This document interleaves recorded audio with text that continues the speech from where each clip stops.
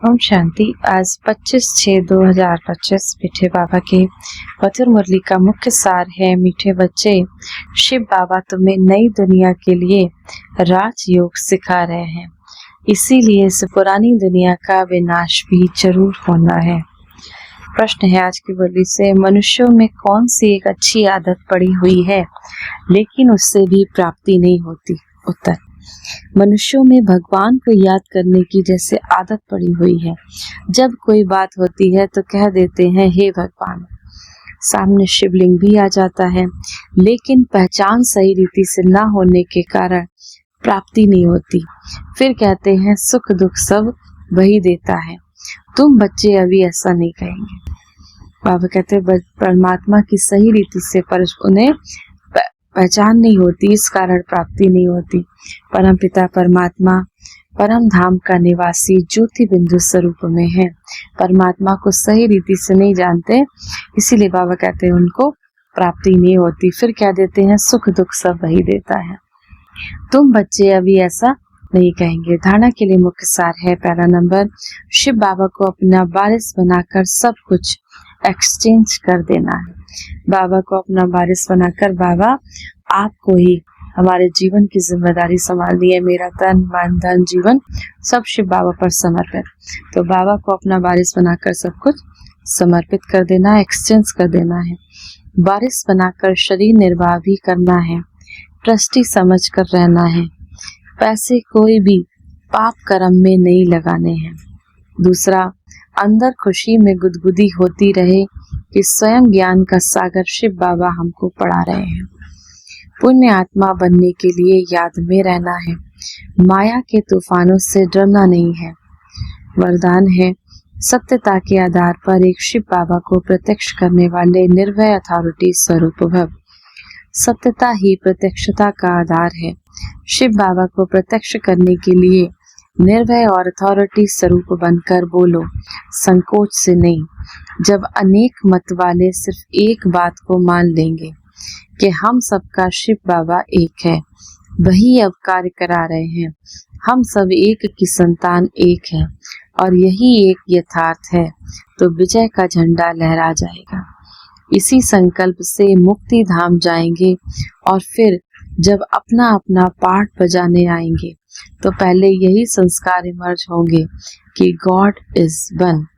यही golden age की स्मृति है। स्लोगन है, सहन करना ही स्वयं के शक्ति रूप को प्रत्यक्ष करना है।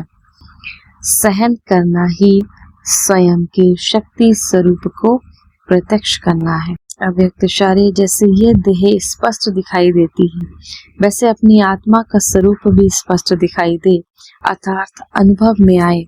मस्तक अर्थात बुद्धि स्मृति व दृष्टि से सिवाय आत्मिक स्वरूप के कुछ भी दिखाई ना दे, वह स्मृति में ना आए। ऐसे निरंतर तपस्वी बनो, तब हर आत्मा के प्रति कल्याण का शुभ संकल्प उत्पन्न होगा। भल कोई अपने संस्कार स्वभाव के वश आपके पुरुषार्थ में परीक्षा के निमित्त बना हुआ हो, उसके प्रति भी सदा कल्याण का संकल्प उत्पन्न हो। भल बाबा कहते, कोई अपने संस्कार स्वभाव के वश, माना कोई भी ऐसा आपका संबंध संपर्क में आता है जो अपने संस्कार स्वभाव के वश आपके पुरुषार्थ में परीक्षा के निमित्त बना हुआ हो, माना आपके जीवन में संस्कारों का टकराव हो, तो भी आप क्या करोगे? उस व्यक्ति उस संबंध के प्रति सदा कल्याण का संकल्प रखना। सदा आपके प्रति, आपके मन में उसके प्रति सदा कल्याण का संकल्प उत्पन्न हो। आज के वाली से समान का अभ्यास करेंगे। मैं मास्टर सर्वशक्तिमान निर्भय आत्मा हूँ। 1 मिनट के लिए शक्तियों के सागर शिव बाबा की याद में अपने मन बुद्धि को स्थिर करेंगे। मैं मास्टर सर्वशक्तिमान शिव बाबा के साथ कंबाइंड हूँ। शांति के सागर शिव बाबा से शांति की किरणें निकलकर मुझ आत्मा में समा रही हैं और मुझसे होकर चारों ओर फैल रही हैं। चारों ओर का वायुमंडल शांति से भर गया।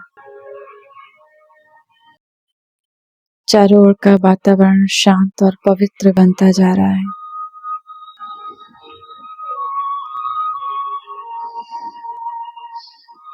मेरे संपर्क में आने वाली सभी आत्माएं शांति की गहन अनुभूति कर रही हैं।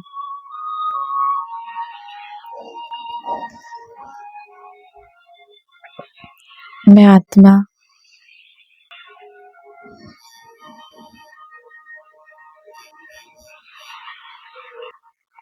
शांति के सागर परमात्मा शिव बाबा से कंबाइंड होकर इस सृष्टि के कण कण को शांति की शक्ति से भरपूर कर रही हूँ।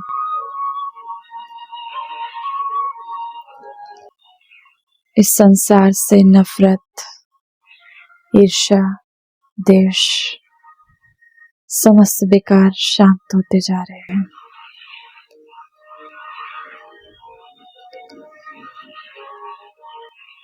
तनाव से भरी आत्माएं, डिप्रेशन से भरी आत्माएं, भय से भरी आत्माएं, चिंताओं से भरी आत्माओं के मन शांति से भरपूर होते जा रहे हैं।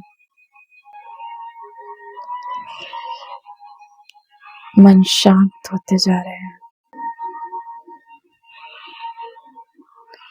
मैं शांति दूत हूँ। मैं शांति की पुंज आत्मा हूँ।